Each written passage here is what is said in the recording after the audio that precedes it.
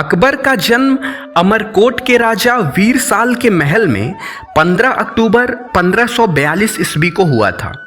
अकबर का बचपन बड़े ही संघर्ष के मध्य व्यतीत हुआ। कई बार तो उन्हें अपनी माता हमीदा बानो तक से अलग हो जाना पड़ा और भाग्य के सहारे जीवित रहना पड़ा। लेकिन बाल्यावस्था की मुसीबतों ने अकबर को अत्यंत निर्भीक और साहसी बना दिया था। उनका मन खेलकूद, घुड़सवारी, तलवार चलाने, हाथियों की लड़ाई आदि देखने में अधिक लगता था। 20 वर्ष की आयु प्राप्त होने तक अकबर ने एक उदार मुगल शासक के रूप में यश प्राप्त कर लिया।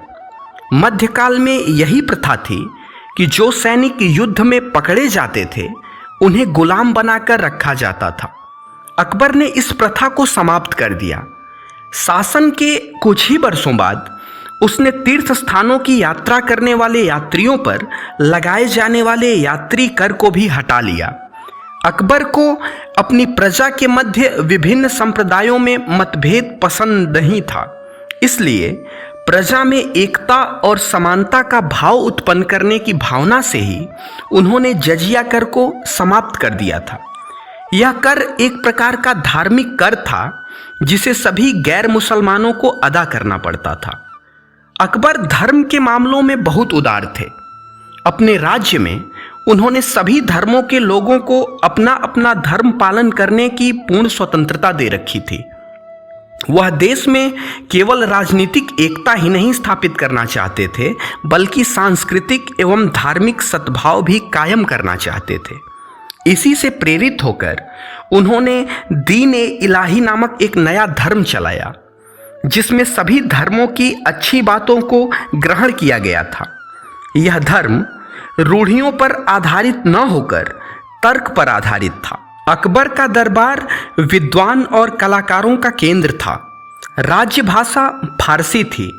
इसी समय फारसी भाषा में मौलिक रचनाएं की गईं तथा दूसरी भाषाओं के श्रेष्ठ ग्रंथों का अनुवाद भी फारसी भाषा में किया गया। बहुत से भारतीय तथा विदेशी कवि अकबर के दरबार में रहते थे। अबुल फजल द्वारा लिखित आईने अकबरी में अकबर के द्वारा सहायता प्राप्त 59 कवियों का उल्लेख मिलता है। उस समय तक की फारसी भाषा की श्रेष्ठ रचनाओं में अबुल फजल का अकबरनामा, आईने अकबरी, निजामुद्दीन की तबकाते अकबरी, गुलबदन बेगम का हुमायूंनामा आदि प्रसिद्ध पुस्तकें हैं। अबुल फैजी भी फारसी के श्रेष्ठ कवि थे। अकबर का शासनकाल हिंदी पद्य का स्वर्ण युग था। इसी समय हिंदी के उच्च कोटि के काव्य ग्रंथों की रचना हुई। हिंदी के प्रसिद्ध कवि तुलसीदास, सूरदास, रहीम, रसखान, बीरबल आदि थे। उस समय की प्रसिद्ध हिंदी रचनाओं में रामचरितमानस और सूरसागर हैं। कुछ मुसलमान कवियों ने भी हिंदी में रचनाएं की। इसमें रहीम, जिनका वास्तविक नाम अब्दुर रहीम खानखाना था, का नाम सबसे ऊपर है, जो फारसी, अरबी, तुर्की तथा संस्कृत भाषा के विद्वान थे। दूसरे मुसलमान हिंदी कवि रसखान थे। अकबर के दीवाने खास में 9 रत्नों को विशेष सम्मान प्राप्त था। अकबर संगीत के अनन्य प्रेमी थे। संगीत को संरक्षण प्रदान करने के कारण उनके समय में संगीत कला की आश्चर्यजनक उन्नति हुई।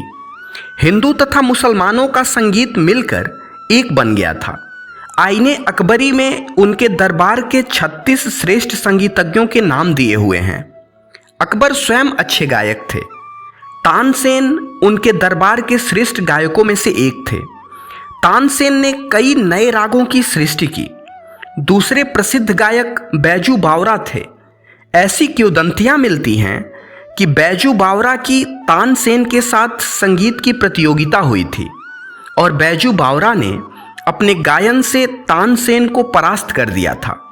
संगीत की 2 भिन्न भिन्न शैलियों को मिलाकर एक करने का तथा भारतीय राष्ट्रीय संगीत को जन्म देने का श्रेय अकबर को ही जाता है।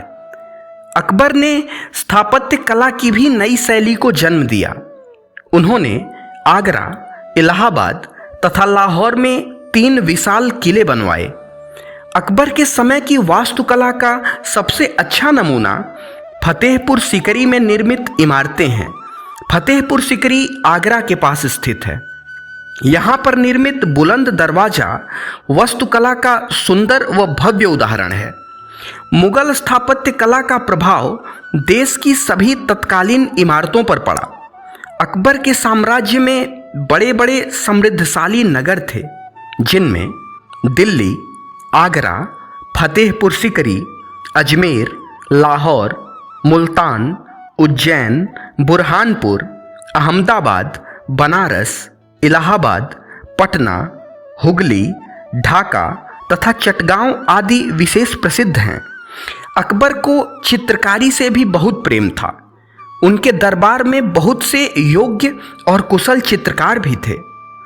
अकबर ऐसे उल्लेखनीय शासकों में से एक हैं जिन्होंने अपनी राष्ट्रीय भावना, धार्मिक सहिष्णुता और निपुण शासन से भारत के इतिहास में एक विशेष स्थान प्राप्त किया। अकबर विदेशी आतताई तैमूर और चंगेज खां के वंशज अवश्य थे, किंतु उन्होंने अपने को पूरी तरह भारतीय बना लिया और देश के सर्वांगीण विकास के कार्यों में उसी प्रकार दत्तचित्त होकर लगे रहे जैसे वे मूल रूप से भारतीय हों। भारत का इतिहास उन्हें अकबर महान के रूप में सदैव याद करेगा।